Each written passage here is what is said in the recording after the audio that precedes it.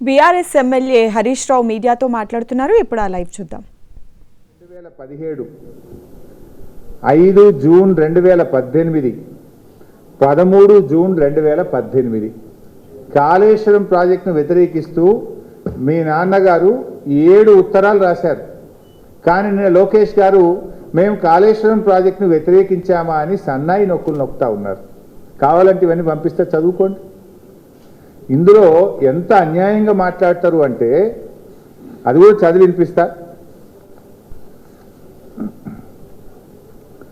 In view of the above, Rashi 18th paragraph లో, it is requested that the clearance of Technical Advisory Committee for the Kaleshwaram project of Telangana may please be reviewed as in case of the Kaleshwaram project requires to be approved by the Apex Council. Meanwhile, the state of Telangana be directed not to proceed with further execution of the Kaleshwaram project until provisions of AP Reorganization Act are complied with. మీరు ఇచ్చిన అనుమతులు నిలిపివేయండి, project పనులు ఆపివేయండి అని ఏమంటారు? AP reorganisation act ప్రకారంగా అన్ని అనుమతులు కావాలి అని.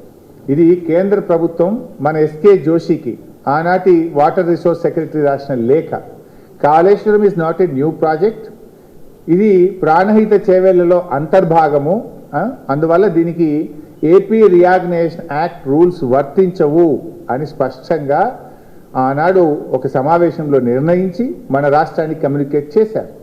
దీని ప్రకారంగా తీసుకోవాల్సినటువంటి 11 అనుమతులను కూడా కాళేశ్వరం ప్రాజెక్టుకు మేము తీసుకున్నాం. అన్ని అనుమతులతో కాళేశ్వరం ప్రాజెక్టును కట్టడం జరిగింది.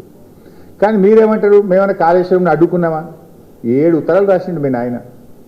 అడుగు ఒకసారి నాన్నగారిని, కాళేశ్వరంని అడ్డుకున్నామా నాన్న లేదా అడ్డుకోలేదా అని మీ తండ్రి గారిని అడగండి. అడిగి మాట్లాడితే బాగుంటుంది. ఇలా ఏమర్థమవుతా ఉంది? కాళేశ్వరం మీద కుట్ర చేసి మేడిగడ్డ నుండి నీళ్లు ఎత్తిపోయకుండా నీళ్ళన్నీ కిందికి ఆంధ్రప్రదేశ్కు రావాలనే కుట్ర చేసినట్టుగా అనిపిస్తూ ఉంది. అంటే తెలంగాణలో కట్టిన ప్రాజెక్టులను నిర్వీర్యం చేయాలి, ఆంధ్రప్రదేశ్లో మాత్రం అక్రమ ప్రాజెక్టులు కట్టి తీరాలి.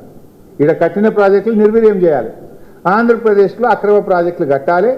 కృష్ణా నదిని ఎట్లయితే మళ్లించుకున్నామో గోదావరిని కూడా మొత్తం మళ్లించుకోవాలి. 2